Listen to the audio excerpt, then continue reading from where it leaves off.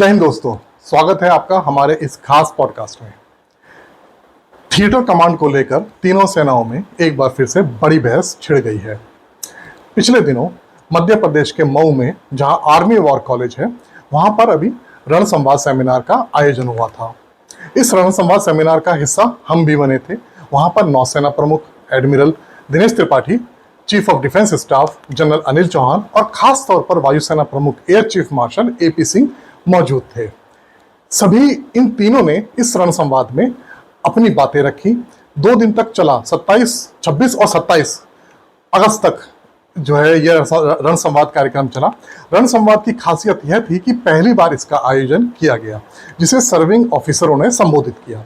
वहीं ऑपरेशन सिंदूर के बाद तीनों सेनाओं की यह पहली जॉइंट ट्राई सर्विसेज सेमिनार थी। अब चलते हैं कि रण संवाद में आखिर ऐसा क्या हुआ।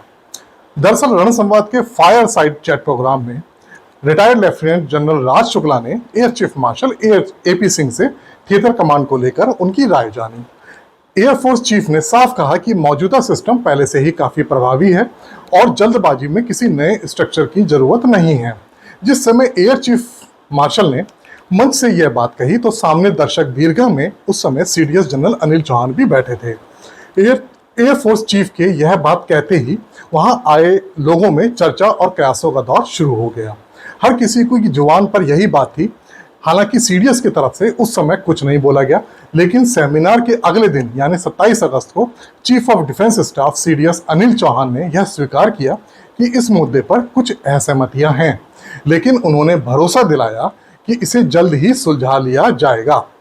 Chief of defence staff general Anil Chauhan ने बीच का रास्ता अपनाने की बात कही। उन्होंने कहा कि मतभेद होना कोई बड़ी बात नहीं है, कोई बुरी बात नहीं है, लेकिन यह दिखाता है कि हम खुलकर चर्चा कर रहे हैं। सीडीएस ने कहा कि अगर असहमति नजर आ रही है तो यह अच्छी बात है, क्योंकि हम इसे देश हित में सुलझा लेंगे। सबसे बड़ी बात यह है कि तीनों सेनाओं में भरोसा है कि हम एक दूसरे की बात सुनने को तैयार हैं। उन्होंने यह भी स्वीकार किया कि थिएटर कमांड पर काम तेजी से करना होगा। शायद हमें यह काम 10 साल पहले ही शुरू कर देना चाहिए था, लेकिन अब देर हो चुकी है और हमें इस कमी को जल्दी से जल्दी पूरा करना होगा। जनरल चौहान ने कहा कि सीडीएस बनने के बाद से मेरा उद्देश्य तीनों सेनाओं में जॉइंटनेस को बढ़ावा देना रहा है। आज हम खुलकर अपनी राय रख सकते हैं, मतभेदों पर चर्चा करते हैं और फिर भी एक साझा समाधान पर पहुंचते हैं। यही हमारी सबसे बड़ी उपलब्धि है। सीडीएस ने कहा कि विचार विमर्श की यह परंपरा तीनों सेनाओं के लिए बेहद महत्वपूर्ण है, क्योंकि इससे यह साबित होता है कि वे जॉइंटनेस और सहयोग के लिए गंभीर हैं। उन्होंने कहा कि भविष्य में केवल सेना, वायुसेना और नौसेना ही नहीं, बल्कि खुफिया एजेंसियां, सीएपीएफ और तकनीकी संगठनों को भी साथ में लिया जाएगा और उनके साथ में गहन तालमेल बनाया जाएगा। वहीं रण संवाद कार्यक्रम में नौसेना प्रमुख एडमिरल डी.के. त्रिपाठी ने थिएटराइजेशन का खुलकर सपोर्ट किया। उन्होंने कहा कि नौसेना इस सुधार को आगे बढ़ाने के लिए पूरी तरह प्रतिबद्ध है। एडमिरल त्रिपाठी ने कहा कि हमारा लक्ष्य है कि तीनों सेनाओं के बीच कमांड, कंट्रोल, कम्युनिकेशन और कॉम्बैट यानी युद्धक क्षमता का बेहतर कोऑर्डिनेशन हो। हमें एक साझा ऑपरेशनल पिक्चर और जॉइंट प्लानिंग बनाने की दिशा में आगे बढ़ना होगा। वहीं वायुसेना प्रमुख ने 26 अगस्त की शाम को जो है उस प्रोग्राम में कहा कि अगर अभी थिएटर कमांड लागू करने का समय नहीं है। उन्होंने समझाया कि इस तरह की जल्दबाजी से तीनों सेनाओं की कोर स्ट्रेंथ को नुकसान हो सकता है। उन्होंने कहा कि सशस्त्र बलों पर किसी भी तरह का दबाव नहीं होना चाहिए कि वे विदेशी मॉडल को अपनाएं। हर देश की परिस्थितियां अलग अलग होती हैं और भारत को अपनी जरूरत के हिसाब से मॉडल अपनाना होगा।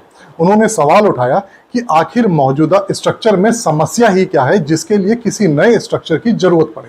उनका कहना था कि किसी भी नए स्ट्रक्चर से फैसला लेने की प्रक्रिया लंबी नहीं होनी चाहिए। एयर चीफ मार्शल ने यह भी कहा कि दुनिया के कई संघर्ष सिर्फ इसलिए लंबे चले क्योंकि उनके पास स्पष्ट लक्ष्य नहीं थे, लेकिन भारत ने ऑपरेशन सिंदूर के दौरान उसका साफ लक्ष्य था कि पाकिस्तान को सबक सिखाया जाए, और जब दूसरा पक्ष बातचीत के लिए आगे आया तो ऑपरेशन को हॉल्ट कर दिया गया, उसमें रोक दिया गया। हालांकि ऑपरेशन सिंदूर अभी भी जारी है। उन्होंने कहा कि हमारा लक्ष्य पूरा हो चुका था, इसलिए युद्ध को बढ़ाने की कोई जरूरत नहीं थी। सिंह ने यह भी कहा कि पहले यह मिथक था कि अगर संघर्ष में एयर पावर का इस्तेमाल हुआ तो हालात बेकाबू हो जाएंगे। जैसा आपने 1999 में कारगिल युद्ध के दौरान देखा था, जब जनरल मुशर्रफ ने यह बात कहा था कि अगर भारत ने एयर पावर का इस्तेमाल किया तो वह परमाणु युद्ध को जो है वो शुरू कर सकता है। लेकिन ऑपरेशन सिंदूर ने इस मिथक को तोड़ दिया। उन्होंने सुझाव दिया कि मिलिट्री कोऑर्डिनेशन का स्ट्रक्चर ऐसा होना चाहिए जिसे तीनों सेनाओं के प्रमुख मिलकर ऑपरेट करें। वायुसेना प्रमुख का कहना था कि इस स्तर पर जॉइंट प्लानिंग और फैसले अधिक व्यवहारिक होंगे और इससे अनावश्यक नई लेयर जोड़ने की जरूरत नहीं पड़ेगी, क्योंकि इससे आदेश में देरी होगी। एयर चीफ का कहना था कि हमें अभी किसी नए स्ट्रक्चर की जरूरत नहीं है, जो सिस्टम मौजूदा है उसी के जरिए बेहतर काम हो सकता है। हमें दिल्ली में एक जॉइंट प्लानिंग और कोऑर्डिनेशन सेंटर बनाना चाहिए, जहां से योजनाएं तैयार हों और फिर उनका क्रियान्वयन अलग अलग स्तरों पर किया जाए। वहां मौजूद सूत्रों से हमारी बातचीत हुई। उनका भी ये कहना था, वो सूत्र जो है एयरफोर्स से जुड़े हुए सूत्र हैं, उनका कहना था कि भारत की भौगोलिक जो परिस्थितियां हैं वो वायुसेना के पक्ष में है। अमेरिका या चीन जैसे बड़े देशों की तुलना में भारत का क्षेत्र अपेक्षाकृत छोटा है। इसी वजह से भारतीय वायुसेना पूरे देश में अपने एसेट्स को तेजी से तैनात कर सकती है, चाहे वह पश्चिमी सीमा पर पाकिस्तान का खतरा हो या पूर्वी सीमा पर चीन की चुनौती। अगर इसे अलग अलग थिएटर में बांट दिया गया तो यह इसकी तैनाती पर असर पड़ेगा और इसकी जो भारतीय वायुसेना की सबसे बड़ी ताकत है। सूत्रों ने बताया कि थिएटर कमांड बनने से संसाधनों का दोहराव भी होगा।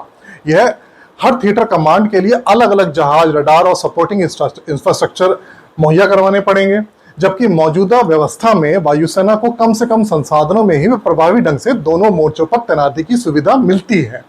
वहीं सेंट्रलाइजेशन होने से संसाधनों का बेहतर बंटवारा होता है और फाइटर जेट, ट्रांसपोर्ट विमान और मिसाइल सिस्टम जैसे एसेट्स वहीं भेजे जाते हैं जहां उनकी सबसे ज्यादा जरूरत होती है। उदाहरण के लिए चीन यानी एलएसी पर अगर तनाव बढ़ता है या पाकिस्तान के साथ हालात बिगड़ते हैं तो मौजूदा व्यवस्था में वायुसेना तुरंत अपने एसेट्स को सभी जगह भेज सकती है, लेकिन थिएटर कमांड बन जाने के बाद फैसले और तैनाती में देरी हो सकती है।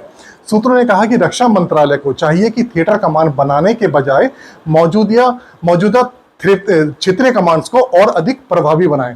अभी लद्दाख से लेकर Bharat Tibet Burma tri junction तक वायुसेना के पश्चिमी, मध्य और पूर्वी कमांड भारत की उत्तरी सीमाओं पर अलग अलग हिस्सों को संभालते हैं।